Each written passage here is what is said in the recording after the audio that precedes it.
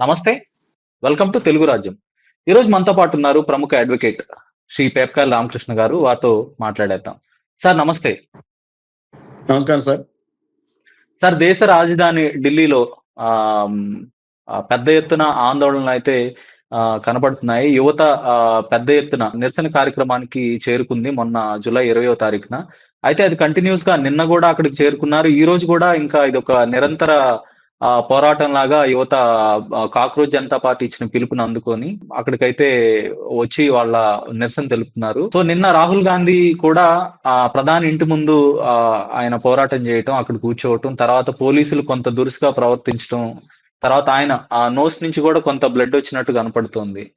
So ప్రభుత్వం కొంత నిరంకుశంగా వ్యవహరిస్తుంది అనే సంకేతాలు ప్రజల్లోకి వెళ్తున్నాయా? రేపు ఈ పోరాటం ఇంకా నెక్స్ట్ ఏ లెవెల్‌కి వెళ్ళబోతుందంటారు? దీని గురించి మరి ప్రత్యేకించి చెప్పడానికంటే నిన్న రాహుల్ గాంధీ గారు నిన్న చేసినటువంటిదైతే అంటే అక్కడ ఉన్నటువంటి ప్రదర్శనలో పాల్గొన్నటువంటి విద్యార్థులు మీ యువత ఎవరైతే ఉన్నారో వాళ్ళని పోలీసులు అంటే అక్కడ ఢిల్లీ పోలీసులు అక్కడ పెట్టినటువంటి సిబ్బంది, ప్రభుత్వం తరఫున ఉండేటటువంటి ఆ సిబ్బంది కొంచెం రఫ్ గా హ్యాండిల్ చేశారని చెప్పేసి వీళ్ళు ఫీల్ అయ్యి వీళ్ళు వెళ్ళటం జరిగింది. జరిగిన తర్వాత అక్కడ రాహుల్ గాంధీని, ప్రియాంక గాంధీని కూడా అంతే ఇంచుమించుగా అక్కడ ఉన్నటువంటి ఆ యాజిటేటర్స్ ఎలా అయితే ఉంటారో అంటే వీళ్ళు కొంచెం Z+ కేటగిరీలో ఉన్నటువంటి మనుషులు కదా, అయినప్పటికీ కూడా వీళ్ళని కూడా వాళ్ళనే ట్రీట్ చేసినట్టే చేసి ఇంచుమించుగా కొంచెం రఫ్ గానే హ్యాండిల్ చేసినట్టుగా మనం విజువల్స్ అనేది చూస్తున్నాం. రాహుల్ గాంధీకి అయితే ఇంచుమించుగా ఆ హ్యాండ్లింగ్ లో ఆ బ్లడ్ కూడా వచ్చింది. దీన్ని మరి మోడీ కానీ అమిత్ షా గారు కానీ బహుశా రాహుల్ గాంధీ అనే అతను దాదాపుగా మరి వాళ్ళు హేళన చేయడానికి, వెకిలి చేయడానికి మాత్రమే ఒక ఆబ్జెక్ట్ కింద పెట్టుకున్నారో ఏంటో తెలీదు. మరి లీడర్ ఆఫ్ అపోజిషన్, పైగా 100 మంది ఎంపీలు ఉన్నటువంటి పార్టీకి అధినాయకుడు అతను. ఆయన ఎప్పుడు రూలు దాటి ప్రవర్తించినట్టు, అనాగరికంగా ప్రవర్తించినట్టు అంటే జనం అందుకునేటటువంటి జనరల్ పెర్సెప్షన్ ఏంటంటే అతని మీద హేళనగా చాలా ట్యాగులు కడుతుంటారు.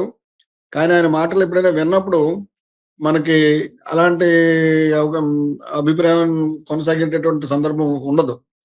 కానీ అతని పట్ల ఉండాల్సినటువంటి గౌరవాన్ని వీళ్ళు ఇవ్వకుండా ఎప్పుడో 1976లో చేసినటువంటి ఎమర్జెన్సీ ఏదైతే ఉందో ఆ ఎమర్జెన్సీ అనేటటువంటి భూతాన్ని చూపించి, ఎమర్జెన్సీ అనేటటువంటి భూతం ఏంటంటే ఎమర్జెన్సీ వేళ విధి లేనటువంటి పరిస్థితుల్లో ఇందిరాగాంధీ ప్రొక్లైమ్డ్ ఎమర్జెన్సీ, అది ప్రొక్లైమ్ చేశారు ఆవిడ, ప్రకటిత ఎమర్జెన్సీ అది. ఇప్పుడు ఉన్నటువంటిది అప్రకటిత ఎమర్జెన్సీ. ప్రకటిత ఎమర్జెన్సీకి అప్రకటిత ఎమర్జెన్సీకి తేడా ఏంటంటే మీకు అక్కడికి వెళితే ప్రమాదం అని చెప్పేసి డేంజర్ సిగ్నల్ పెట్టినట్టు ఎమర్జెన్సీ ప్రకటించడం. అంటే ఇలా అప్రకటిత ఎమర్జెన్సీ అంటే వెళ్ళే చోట ఎంతటి అపాయం ఉన్నప్పటికీ కూడా అది చెప్పకుండా, ముందు నోటీస్ లేకుండా అపాయంలోకి మిమ్మల్ని నెట్టేసినట్టు అనమాట. ఇప్పుడు వీళ్ళు చేసేటటువంటి ప్రక్రియ అంతా కూడా అప్రకటిత ఎమర్జెన్సీ కింద జరుగుతుంది. దీన్నే ఎమర్జెన్సీ కింద ప్రకటిస్తే మనం ఇందులో మనం కాదనడానికి ఉండదు. అలా చేయకుండా వీళ్ళ స్టైల్ వీళ్ళది. వీళ్ళు చాలా రఫ్ గా ఏ రకంగానూ లీడర్ ఆఫ్ అపోజిషన్ కి, లేకపోతే ఒక పెద్ద పార్టీ నాయకుడికి, లేకపోతే ఒక ఎంపీకి ఇవ్వాల్సినటువంటి రెస్పెక్ట్ ఇవ్వకుండా, అంటే మాజీ ప్రధాని కొడుకు కాబట్టి ఇవ్వని చెప్పేసి నేను రెస్పెక్ట్ అడిగితే అది మళ్ళీ అది మీరు సెపరేట్ కేటగిరీగా మీరు ఎక్స్క్లూజివ్ రైట్స్ కోరుకుంటున్నారని చెప్పి అంటారు. అది తప్పు, అది వద్దు. ఒక మనిషికి ఇచ్చేటటువంటి వాల్యూ ఇవ్వాలి. అలా ఇవ్వకుండా కేవలం ఆయన పార్లమెంట్ లో కూడా మొన్న ఎంత అసహ్యంగా మోడీ అంత 75 ఏళ్ల వయసు వచ్చిన వాడు నేను 56 ఏళ్ల యువకుడు గురించి మాట్లాడలేదని చెప్పేసి అంటాం ఎంత హీనమైనటువంటి పరిస్థితి. అంటే మరి వాళ్ళకి ఆయన స్టైల్ అది, మరి మనకు కాదనడానికి ఏం లేదు. కానీ రాహుల్ గాంధీని హ్యాండిల్ చేసినటువంటి విధానం మటుకు చాలా ఘోరం. అలానే ప్రియాంక గాంధీ ఆవిడని కూడా అరెస్ట్ చేస్తున్న క్రమంలో, బస్సు ఎక్కిస్తున్న క్రమంలో కొంత ఒక పోలీసు అధికారి, ఆయన మేల్ అయినప్పటికీ కూడా ఫీమేల్ పోలీసులతో కాకుండా ఆయనే స్వయంగా ఆవిడ్ని పట్టుకోవటం, లోపలికి ఎక్కించటం, పట్టుకోకూడని చోటు కూడా కొంత విజువల్స్ కనపడినాయి. ఎంత గౌరవం ఉండదు అది ఆడవాళ్ళకి ఇచ్చే. ఇప్పుడు సనాతన ధర్మాన్ని పోషించేటటువంటి పెద్ద బీజేపీ పరివార పార్టీ ఒక మహిళకి ఇచ్చేటటువంటి వాల్యూ ఆ రకంగా ఉంటుందా? నేను అనేది అక్కడ ఏదో ప్రియాంక గాంధీకి మిస్ హ్యాండిల్ చేశారనో లేకపోతే రాహుల్ గాంధీని మ్యాన్ హ్యాండిల్ చేశారని చెప్పేసి నేను నిజంగా బాధపడలేదు. ఈ ఘటన పట్ల స్పందించాల్సినటువంటి దేశ ప్రజలు ఎంత అసహ్యంగా, ఎంత దారుణంగా, ఎంత ఆటవికంగా ప్రవర్తిస్తున్నారంటే ఇదంతా డ్రామా అని, మరొకటని లేకపోతే ఇదంతా ఏదో ప్రధాని పదవి కోసం అని చెప్పేసి అతను ఉర్రూతులోకి మధ్యలో దూకాడని ఎవరిష్టం వచ్చినట్టు without having an iota of evidence ఎవరిష్టం వచ్చినటువంటి కామెంట్లు సాంఘిక మాధ్యమంలో చేసేటటువంటి కామెంట్లు చూస్తుంటే అసలు వీళ్ళంతా మనుషులేనా అని చెప్పి అనిపిస్తుంది. ఎందుకంటే మనకు ఉన్నటువంటి సిస్టమ్ అడ్వర్సరీ సిస్టమ్ అంది. అడ్వర్సరీ సిస్టమ్ అంటే ఒకడు ప్రపోజ్ చేస్తారు, మరొకడు అపోజ్ చేస్తారు. ప్రపోజ్ చేసేవాడి దగ్గర ఉన్నటువంటి ఎవిడెన్స్ ఏంటి, అపోజ్ చేసేవాడి దగ్గర ఉన్నటువంటి పాయింట్ ఏంటనేది చూసి ఒక న్యూట్రల్ మ్యాన్ చెప్తారనమాట. మీరు చెప్తున్నటువంటి మాటకి ఏదైనా సాక్ష్యం ఉందా లేదా, అవతలకు విభేదించి అతని తరఫున ఏమైనా పోనీ అడిషనల్ ఎవిడెన్స్ ఏమైనా ఉందా అనేటటువంటి చూసి ఏది నిజం, ఏది నిజం కాదు, అసత్యం అనేటటువంటి దాన్ని తేల్చుతారు ఎవరు, ఒక న్యూట్రల్ పర్సన్. మనకు ఉన్నటువంటి జ్యుడిషియల్ సిస్టమ్ అది. అలాంటిది ఎవరికైనా అది కోర్టులోనే కాదు, ఇక్కడే కాదు, ఎవరైనప్పటికీ కూడా నిజమా కాదా, సత్యమా కాదా అనేటటువంటిది, నిజం ఏంటనేటటువంటిది చూడాలి.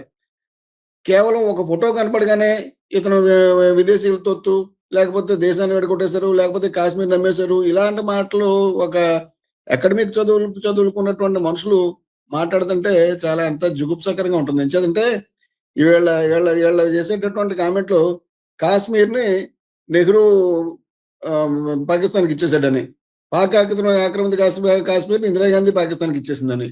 ఇది అసలు ఏమైనా అర్థం లేనటువంటి ముండగల అరుణ్ కుమార్ గారు ఎన్నోసార్లు చెప్పారు.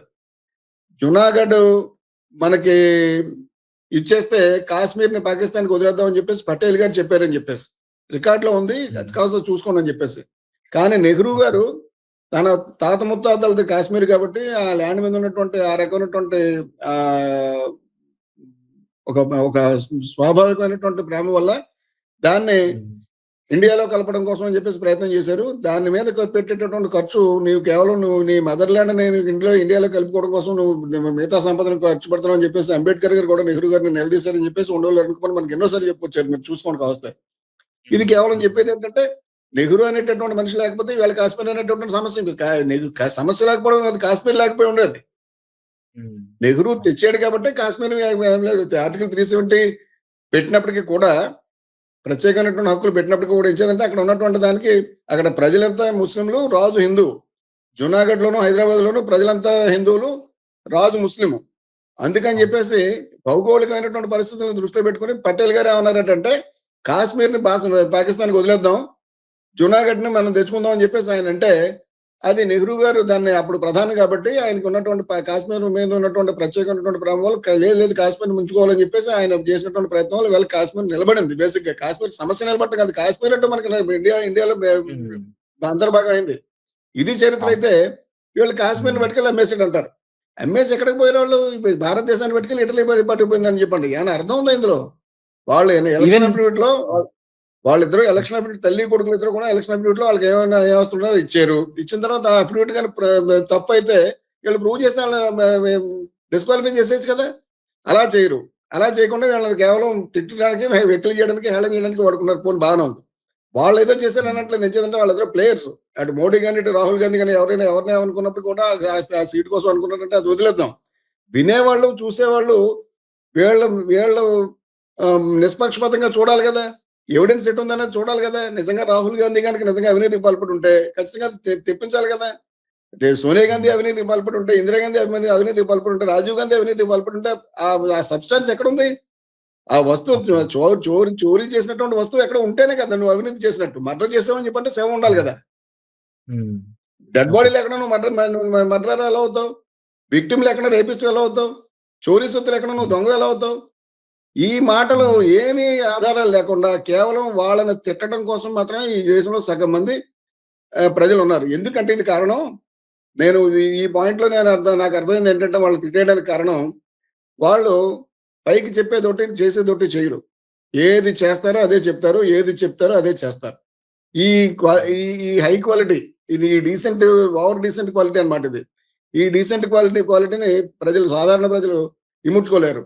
ఎంతసేపు ఇక్కడ కావాల్సినటువంటిది నటన, దంగితనం, అబద్ధం, అపోహ, ఈ రకమైనటువంటి ఈ ఒక రకం దుర్గుణాలన్నీ, అవలక్షణాలన్నీ ఉంటేనే తప్ప ఆ మనిషిని ఇండియాలో ప్రేమించలేరు అనేటువంటి దుస్థితి ఈ సమాజంలో ఉంది.